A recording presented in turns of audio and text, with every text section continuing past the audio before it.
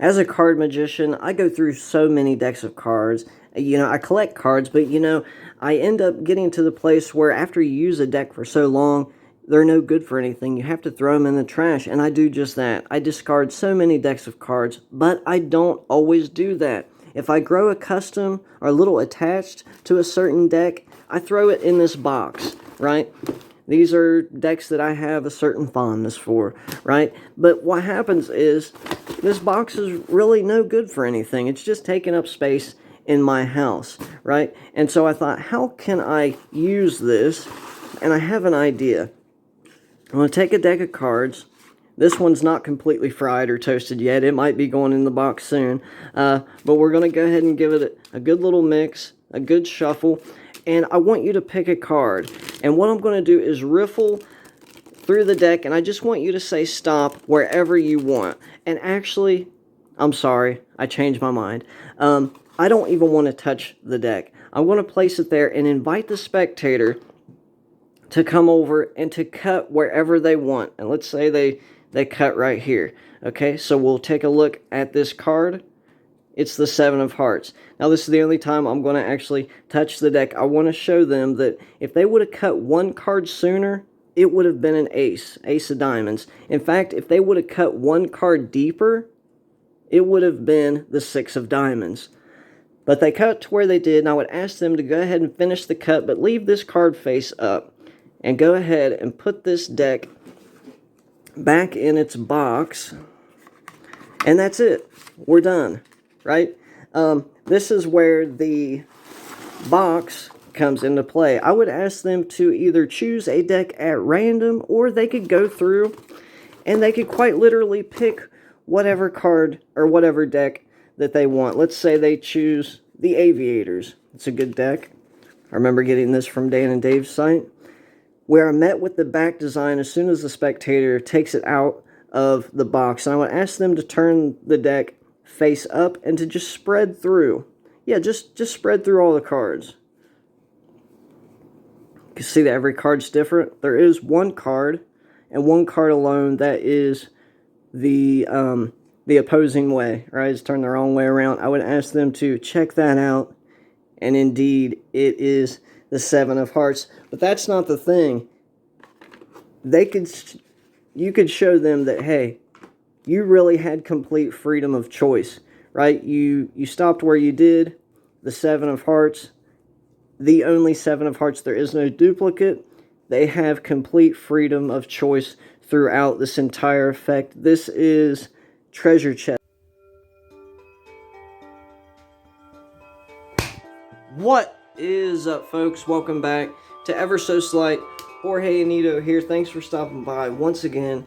Welcome back. Welcome back to Practical Magic, and this is a very special episode indeed, because this covers one of my favorite personalities, David from over at Magic Orthodoxy. We all know and love David. He's been reviewing Magic, decks of cards, magic tricks for the better part of, I don't know, what feels like a century, maybe, as long as I've known, right? There's always been David, right, reviewing Magic. And so, he has this other channel called Magic for Beginners, right? And it was a time, a couple years ago, when I was doing this segment called Famous Magician Moves, and I had reached out to David. I liked this trick that he did. And so the whole idea behind the segment, Famous Magician Moves, was to talk about and showcase a certain magician, a person that I liked, and talk about a piece of their work. And so this treasure chest was just that. It was the core of this episode. And he gave me permission to teach this trick. Now, I didn't do that, right? I didn't do that. That wasn't the direction I was going with that specific segment. But I did talk about it and stuff, and I thought, you know what, a couple years down the road, I think I'll take David up on that, because this is such a powerful effect. It is the best trick with a Svengali deck that I know, and I am speaking from experience. I, believe it or not, do on occasion perform for family, friends, randos, and so this one effect has garnered some of the best reactions that I have ever encountered. For this trick, you will need a Svengali deck. They're about $7, $8, $10 on Amazon, maybe cheaper. This one's a Copag. My good buddy Steve-O sent me a couple years back. Doesn't have to be Copag, could be bicycle. If you want to do a deck switch, in case you're afraid the spectator might want to inspect at the end, obviously you got to make sure you have another deck that's identical to that. It's not required. That's never happened to me the different times that I've performed this. So if you're not familiar with the svengali, which I'm sure that you are, every other card is a force card, and the card itself is cut just a little bit shorter than the rest of the deck. So what that means is you can do one of these overhand shuffles, and it's not going to disturb anything, right? And no matter where you cut to, you're always going to land on a force card. Okay, well, there it is. The next part you need is just a box with about 10, 12, just some random decks, right? Could be new, could be old.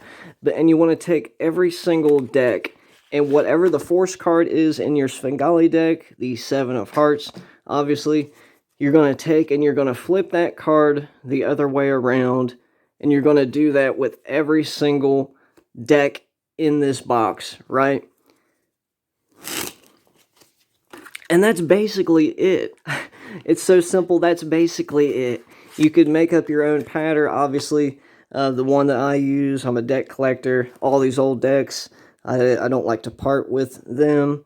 But I found a use for them. And so we'll try something. So you could use that. You could use whatever. But that's it. And all you do, just have the spectator.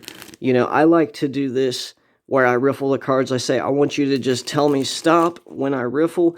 That way that they could get a good look at, obviously, the cards. If you riffle it this way, they won't see the force card. If you riffle it this way, that's all they see, right? So you want to be mindful of that. But I changed my mind, right? So I'll say, I'm going to riffle the cards, and I want you to say stop wherever you want, and you're going to land on some random card, okay? And then I'm like, actually, you know what? I actually don't even want to touch the deck. I want you to do everything from here on. And from there, yeah, they just cut. You instruct them to cut the deck, which in this case would have been right here. You have to be mindful of this too, because sometimes, like, you'll always cut to the force card, but depending how the short and long cards are laying, it could be on this one. So just be mindful of that. Right, then you'll just have them put the card face up, put the deck back, put it in its box, and then you'll kind of draw attention away from this deck and now onto the box. And then you just have them reach in, pick out a deck, and that's it. And when they're going through the deck and they see the reverse card, this is the point where you could swap this deck out with the original, right? You want to make sure to have the 7 of hearts or whatever force card flip the other way around in this deck as well.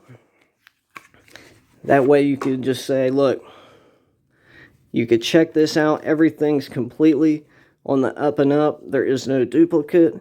You could have cut to any of these cards, but yeah, 7 of hearts. Hey, a big thanks to David from over Magic Orthodoxy for letting me go over and teach, treasure chest. Really appreciate that. Thanks, David, if you're watching. I hope you guys enjoyed that. Have a very Merry Christmas. Enjoy the season with your family. This has been Jorge Anito, ever so slight, signing off. Be blessed.